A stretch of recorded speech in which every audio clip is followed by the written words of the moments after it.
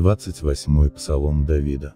При окончании праздника Кущей: воздайте Господу, сыны Божии, воздайте Господу славу и честь.